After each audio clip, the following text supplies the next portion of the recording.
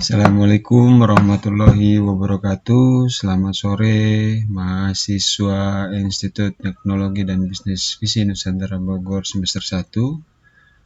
Pada mata kuliah konsep sistem informasi, saya Dora Bernardisman akan melanjutkan pembahasan di dalam pertemuan yang ketiga ini yang tadi sudah kita bahas terkait dengan pengguna sistem informasi. Pada saat sekarang saya akan melanjutkan dengan sedikit pengetahuan tentang sistem komputer guna untuk mahasiswa dapat memahami apa itu sistem komputer ya. Sebelum pada sistem komputer, tentu sangat dasar sekali. Di sini saya akan coba mengartikan terkait dengan komputer itu adalah suatu alat elektronik yang memiliki kemampuan melakukan beberapa tugas seperti menerima input, memproses input, menyimpan perintah-perintah, dan menyediakan output dalam bentuk informasi. Tentu hal ini juga sudah pernah kita bahas di kajian sebelumnya tentang beberapa komponen dalam sistem informasi. Nah, untuk di sistem komputer mungkin kita akan lebih luas lagi ya terkait apakah itu sistem komputer ya. Sistem komputer merupakan elemen-elemen yang terkait untuk menjalankan suatu aktivitas dengan menggunakan komputer ya. Elemen dari sistem komputer terdiri dari manusia atau brainware-nya, perangkat lunak itu adalah software-nya, perangkat keras itu adalah hardware-nya ya, dan set instruksi itu adalah instruction set-nya ya. Dengan demikian, komponen tersebut merupakan elemen yang terlibat dalam suatu sistem komputer. Nah, kalau kita lihat di dalam gambar yang di sebelahnya terkait dengan sistem komputer ya, artinya di sini ada 3 komponen yang saling berkaitan, di mana ada hardware, ada software, ada brainware ya. Tentu hardware merupakan atau bisa disebut juga sebagai perangkat keras, peralatan yang secara fisik terlihat dan bisa dijamah, itu adalah hardware ya. Dalam hardware terdapat processing device, input device ya, output device, dan juga storage device. Nah, kalau di dalam software itu sendiri ya, dalam bagian dari sistem komputer ini juga software atau perangkat lunak ya, program yang berisi instruksi atau perintah-perintah untuk melakukan pengolahan data. Jadi si software inilah yang nanti akan memberikan sebuah instruksi untuk menjalankan sebuah perintah untuk mengolah data. Dalam software tentu terdapat ya sistem operasi ya, terus juga program aplikasi ya. Nah, di sini dalam sistem operasi ya kita bisa melihat dalam sistem operasi itu pada saat sekarang yang kita gunakan ada yang menggunakan sistem operasi Windows, ada yang menggunakan sistem operasi Novell ya, ada juga yang sistem informasi Unix atau Linux, ada yang menggunakan Macintosh juga ya. Dan kalau program-program aplikasi ini yang terdiri dari aplikasi-aplikasi perkantoran, database yang kita bangun ya, terus juga pemrograman, desain grafis ya, dan lain sebagainya. Nah, tentu di sini juga di brainware atau si pengguna ya, manusianya ya, ini juga terdiri dari seperti manajer, analisis sistem, programmer, dan operator itu sendiri. Nah, perlu kita ketahui juga dalam sistem komputer ini tidak beda jauh dengan komponen-komponen sistem informasi yang sudah pernah kita bahas. Tentu saya melihat di sini ya, di dalam tugas satu yang kemarin yang dilakukan, sepertinya banyak rekan-rekan mahasiswa yang belum memahami tentang terkait dengan komponen-komponen sistem atau juga terkait dengan blok-blok sistem itu sendiri.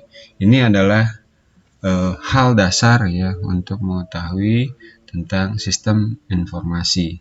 Karena sistem informasi itu cenderungnya, jurusan sistem informasi itu cenderungnya nanti akan menganalisa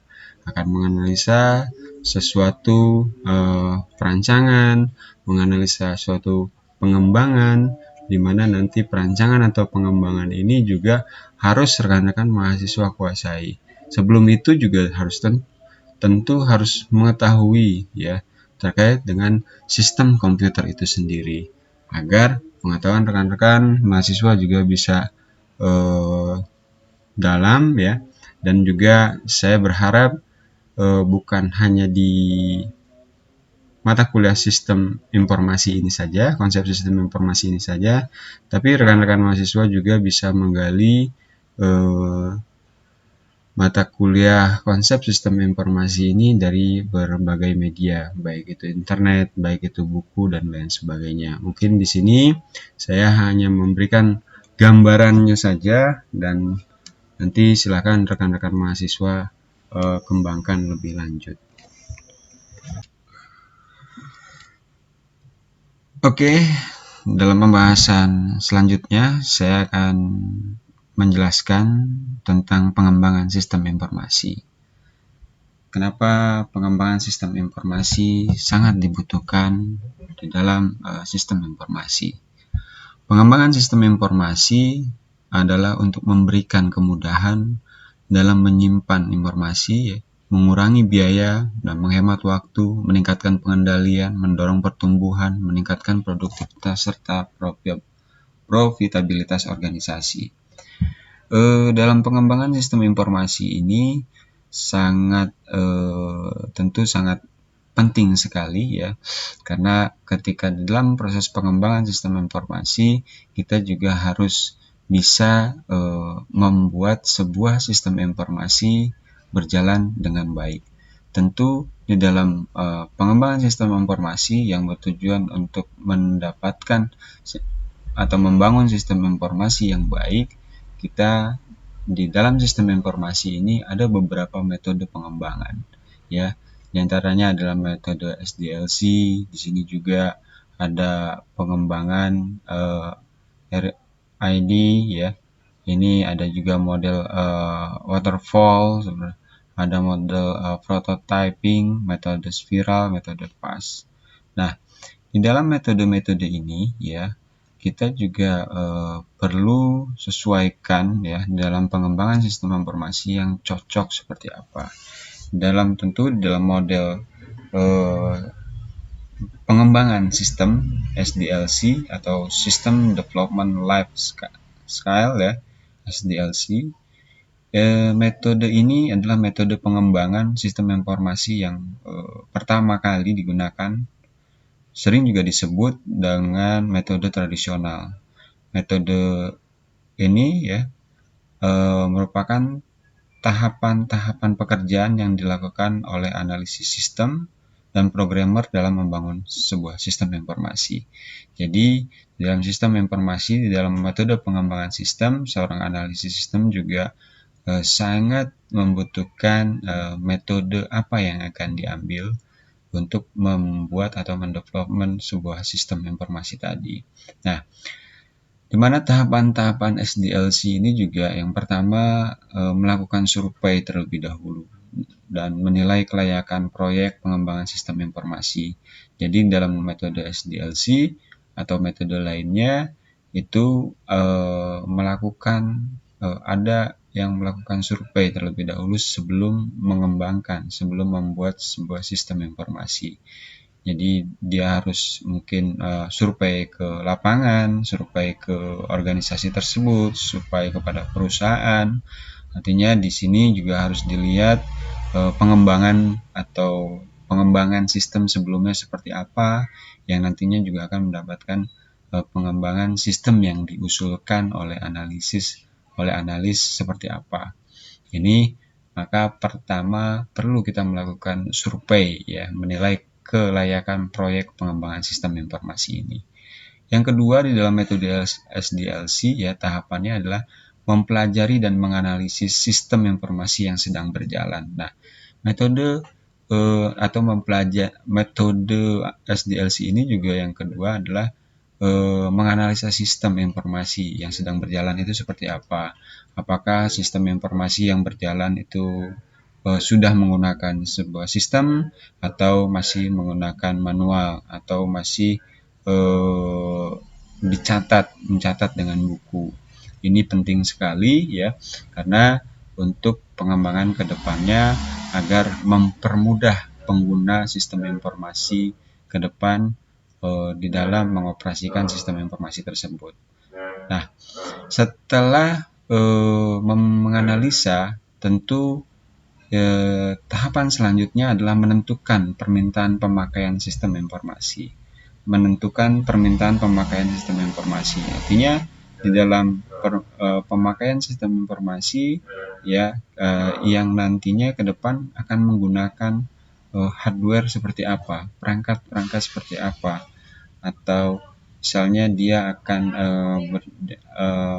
mengintegrasikan sistem informasi dengan hardware smartphone-nya atau dengan perangkat-perangkat yang lain. Artinya di sini juga ada hal yang harus diperhatikan di dalam permintaan pemakaian sistem informasi oleh pengguna, karena pengguna tentunya menginginkan sistem informasi yang digunakan bisa digunakan secara mudah. Selanjutnya adalah memilih solusi atau pemecahan masalah yang paling baik. Nah, memilih solusi, terkait dengan pemilihan solusi, tentu sebelumnya di dalam tahapan SDLC ini juga sudah menganalisis sistem informasi yang sedang berjalan. Nah, apakah sistem informasi yang berjalan ini pada saat sekarang layak digunakan dengan perangkat-perangkat yang mungkin sudah tertinggal teknologinya. Nah, di sini juga kita harus memberikan solusi pemecahan masalah yang paling baik seperti apa. Ini sangat dibutuhkan sekali agar kedepannya kita juga tidak ketinggalan dengan teknologi yang terbarukan, teknologi yang baru pada saat sekarang. Nah, tentu tadi juga kita sudah memilih solusi dan selanjutnya juga menentukan perangkat keras dan perangkat lunak komputer yang akan digunakan. Contoh menentukan perangkat kerasnya adalah spesifikasi dari hardware-nya seperti apa ya, kapasitas internetnya, mungkin kecepatan datanya seperti apa, itu juga harus diperhatikan. Dan perangkat lunak komputernya atau sistem operasinya seperti apa, apakah bisa dijalankan di Windows, apakah bisa dijalankan di Linux, dan lain sebagainya. Ini kita harus bisa menentukan perangkat keras dan perangkat lunak komputer agar sistem informasi yang dikembangkan bisa berjalan di dalam perangkat dan sistem informasi dalam perangkat lunak yang di dalam sistem informasi yang sudah kita tentukan. Nah, barulah kita merancang ya sistem informasi baru. Tentu merancang sistem informasi baru ini juga kita harus menganalisa ada ada tool yang mempermudah kita ya, mempermudah seorang analis sistem di dalam membuat atau merancang sistem informasi baru. Contoh menggunakan flowchart atau menggunakan UML ya, agar mempermudah perancangan sistem informasi. Jadi kita bisa merancang dari awal, dari perancangan proses inputnya seperti apa,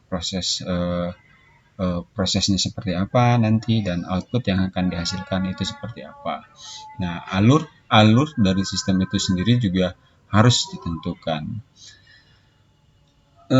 Yang selanjutnya adalah mengkomunikasikan dan mengimplementasikan sistem informasi. Tentu hal ini ketika sistem yang sudah dirancang tadi ya, dikembangkan tadi, sudah dibuat oleh programmer, tentu perlu juga mengimplementasikan sistemnya, diimplementasikan sistemnya di perusahaan-perusahaan tersebut ya, sehingga bisa digunakan oleh oleh pengguna sistem informasi.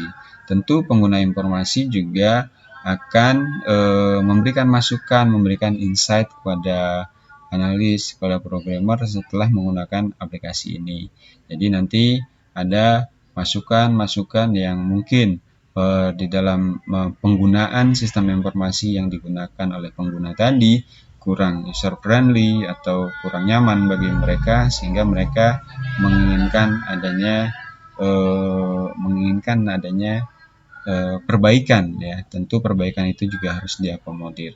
Yang selanjutnya adalah pemeliharaan dan melakukan perbaikan atau nanti juga akan melakukan peningkatan sistem informasi baru ya. Peningkatan dalam sistem informasi baru ini juga seiring berjalan kita akan lihat nanti ke depan apakah sistem yang sudah diimplementasikan tadi bisa berjalan dengan baik, mempermudah pengguna sistem informasi di dalam mengoperasikan sistem informasi ini. Tentu kalau sudah diimplementasikan, tinggal bagaimana kita memelihara sistem informasi ini agar tidak terjadi kerusakan di dalam sistem informasi ini. Tentu ada beberapa kelebihan ya. Kelebihan di dalam metode SDLC ini yaitu mudah diaplikasikan, dia juga memberikan template tentang metode analisis, ya, desain, pengkodean, pengujian, dan pemeliharaan. Jadi di sini berbicara tentang pengembangan sistem informasi juga yang di SDLC juga ada beberapa kekurangan ya sebenarnya dibandingkan dengan metode-metode yang lain. Mungkin kekurangannya adalah metode SDLC ini jarang sekali proyek real mengikuti aliran sekuensialnya ya yang diajukan model, karena model ini bisa melakukan insersi tidak langsung. Nah, yang selanjutnya adalah pelanggan juga sulit untuk menyatakan kebutuhan secara eksplisit ya, sehingga sulit untuk mengakomodir ketidakpastian pada saat awal proyek tersebut. Nah, ada juga metode waterfall ya. Waterfall itu seperti air terjun ya.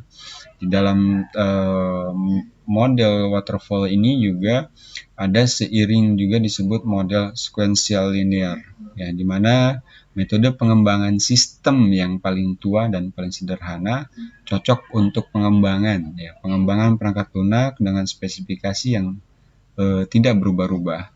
Model ini juga menyediakan pendekatan alur hidup perangkat lunak ya, secara sekuensial atau terurut, dimulai dari analisis, desain, pengkodean, pengujian, dan tahap pendukung. Nah, tahap-tahap metode waterfall ini yang pertama adalah menganalisa, berbeda hampir sama ya dengan metode SDLC tadi ya di depan. Yang pertama adalah tahapan-tahapan dalam metode waterfall ini adalah analisis kebutuhan perangkat lunak ya. Analisis kebutuhan perangkat lunaknya seperti apa. Jadi kebutuhan yang dibutuhkan untuk perangkat lunaknya apa-apa saja. Spesifikasi yang dibutuhkan untuk menopang agar sistem informasi ini bisa berjalan dengan baik dalam perangkat lunaknya apa saja. Yang kedua adalah desain. Desain ini juga sangat penting. Mungkin dari desain tampilan ya, dari desain menu form ya, dari menu-menu yang akan disajikan di dalam sistem informasi itu seperti apa. Tentu di dalam desain ini juga bukan hanya menu atau tampilan ya, tetapi bagaimana analisis sistem informasi ya, orang yang membuat desain tadi itu bisa mempermudah gitu loh kan, bisa mempermudah alur sistem yang akan dibangun seperti apa. Nanti adanya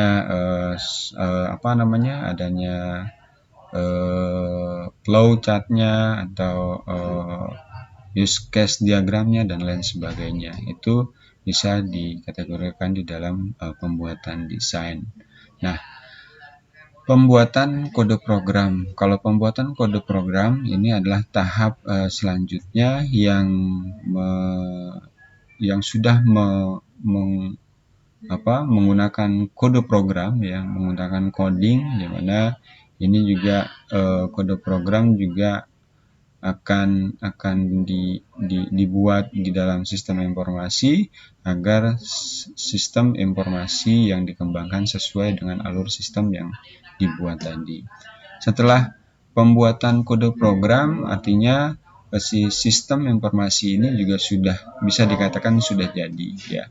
Selanjutnya adalah melakukan pengujian, ya, ya, di dalam sistem informasi, apakah di dalam sistem informasi ini ada kesalahan penginputan, ada kesalahan di dalam alur sistem yang sudah ditetapkan, ya, apakah ada kesalahan di dalam pemrosesan, ya. Ini perlu dilakukan pengujian. Bahkan pengujian ini juga bisa diujikan di dalam keamanan sistem informasinya seperti apa. Apakah ketika sistem informasi ini ditaruh di internet, sudah dipublikasikan, bagaimana keamanan datanya, itu juga perlu pengujian. Nah, selanjutnya adalah pendukung atau pemeliharaan. Ini perlu dilakukan juga di dalam pengembangan metode waterfall. Nah, kelebihan dari waterfall ini, ya, di dalam metode pengembangan sistem, yang pertama adalah kualitas dari sistem yang dihasilkan akan baik, ya. Ini dikarenakan oleh pelaksanaan secara bertahap. Tadi saya jelaskan metode tahapan-tahapan metode waterfall ini juga. Yang pertama adalah analisis kebutuhan, yang kedua adalah desainnya, yang ketiga adalah pembuatan kode program, yang keempat adalah adanya pengujian, yang selanjutnya kelima adalah pendukung atau pemeliharaan. Ini pelaksanaan secara berurutan dan bertahap, ya, sehingga tidak terfokus pada tahapan-tahapan tertentu saja. Nah, dokumen pengembangan sistem juga sangat terorganisir, ya, karena setiap fase harus terselesaikan dengan lengkap sebelum melangkah ke fase berikutnya. Jadi setiap fase atau tahapan akan mempunyai dokumen tertentu. Jadi semua tahapan-tahapan yang tadi, ya, tahapan-tahapan yang sudah dijelaskan tadi ada dokumentasinya untuk mempermudah kita di dalam mempelajari alur sistem, kebutuhan sistem, pembuatan codingnya, pengujian, dan pendukung dan pemeliharaan yang dilakukan. Tentu di setiap metode pengembangan juga ada kelemahan. Tentu kelemahan di dalam metode waterfall ini juga diperlukan manajemen yang baik, karena proses pengembangan tidak dapat dilakukan secara berulang, ya, sebelum terjadinya suatu produk. Yang selanjutnya adalah kesalahan kecil akan menjadi masalah besar jika tidak diketahui sejak awal pengembangan. Karena kenapa? Kalau masalahnya itu adalah di alur paling depan, maka proses pengembangan tahapan pada pengkodean program juga harus dilakukan perubahan. Bayangkan ketika ada perubahan dari awal di dalam sistem informasi, bisa berdampak kepada output yang dilakukan. Ini harus diminimalisir terjadinya kesalahan ini di dalam metode waterfall. Dan yang selanjutnya adalah pelanggan juga sulit menyatakan kebutuhan secara eksplisit, ya, sehingga tidak dapat mengakomodir ketidakpastian pada saat awal pengembangan. Itu adalah metode pengembangan metode waterfall. Dan di mana kita juga mengetahui metode selanjutnya adalah metode prototyping, ya. Prototyping ini adalah proses sebenarnya iteratif dalam pengembangan sistem, di mana requirement-nya diubah ke dalam sistem yang bekerja, yang secara terus-menerus diperbaiki melalui kerjasama antara user dan analis. Jadi prototype juga bisa dibangun melalui beberapa tool pengembangan untuk menyederhanakan proses, ya. di mana ada tahapan-tahapannya juga. Tahapan-tahapan dalam metode prototype adalah yang pertama adalah pengumpulan kebutuhan, ya, membangun prototyping menggunakan sistem, mengkodekan sistem, yang selanjutnya menguji sistem, mengevaluasi sistem, dan evaluasi prototypingnya. Ini juga kita membutuhkan eh, kejelian ya di dalam menggunakan metode prototyping ini. Nah, ada juga beberapa kelebihan di dalam metode prototyping ini juga. Prototyping yang pertama melibatkan user dalam analisis desain, ya. Dia melibatkan si pengguna ya yang akan menggunakan sistem itu, melibatkan dalam analisis dan desainnya. Juga punya kemampuan menangkap requirement secara konkret, ya, digunakan untuk memperluas SDLC yang sudah dikembangkan. Tentu juga di dalam metode prototyping ini juga ada kekurangannya, ya.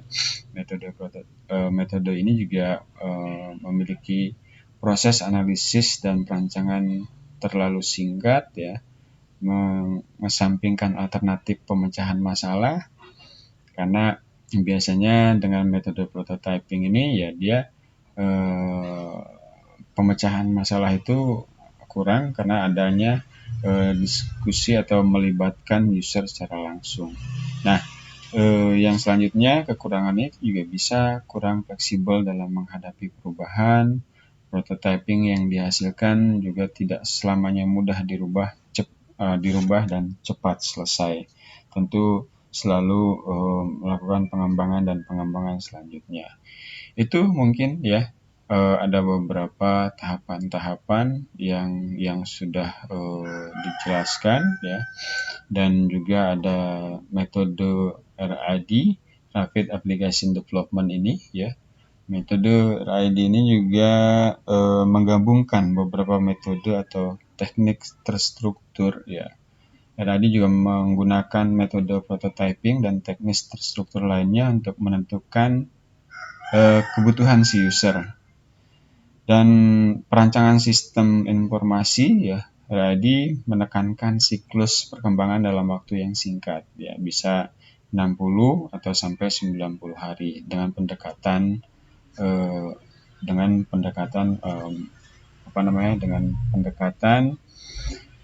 konstruksi berbasis komponen. Itu tahapan-tahapan model R&D juga ada. Yang pertama berbeda ya dengan yang lain, ya, bisnis modelingnya seperti apa, testing and turnovernya juga seperti apa, aplikasi generasinya juga seperti apa, proses modeling, data modeling. Tapi ya secara ini antara satu metode dengan metode yang lain ya hampir sama. Ada juga metode spiral, ya. Metode spiral ini pada awalnya diusulkan oleh seseorang, ya, model proses perangkat lunak yang bisa dikatakan evolusioner yang merangkai sifat interaktif dari prototyping dengan cara kontrol dan aspek sistematis, ya. Model sequential linear. Model alternatif ditandai dengan tingkah laku memungkinkan pengembang mengembangkan versi perangkat lunak yang lebih lengkap secara bertahap, ya. Jadi tahapan-tahapan dalam metode spiral ini juga ada komunikasi dua arah dengan pelanggan, perencanaannya, ya. Terus juga berbicara dengan tahapan-tahapan analisis resikonya, rekayasaannya, konstruksi dan peluncuran, evaluasi pelanggannya seperti apa. Ini ya di dalam metode spiral. Nah, itu mungkin ya terkait dengan sedikit informasi tentang pengembangan sistem informasi. Saya di sini hanya mengupas kulitnya saja tentang pengembangan sistem informasi. Tentu nanti rekan-rekan mahasiswa bisa lebih banyak membaca di media lainnya, di internet, buku, dan lain sebagainya tentang pengembangan sistem informasi. Akan lebih jelas lagi ketika rekan-rekan mahasiswa bisa mendetailkan ya metode pengembangan sistem ini dengan metode-metode yang sudah saya jelaskan tadi. Mungkin untuk pertemuan kali ini saya rasa cukup ya. Nanti di tahap berikutnya saya akan coba jelaskan dari awal tentang basis data ya, atau database ya. Mungkin itu dalam pertemuan kali ini. Jika ada yang kurang dan jika ada yang bertanya, silahkan dilemparkan, ditanyakan melalui Google Classroom yang sudah kita siapkan. Terima kasih. Assalamualaikum warahmatullahi wabarakatuh.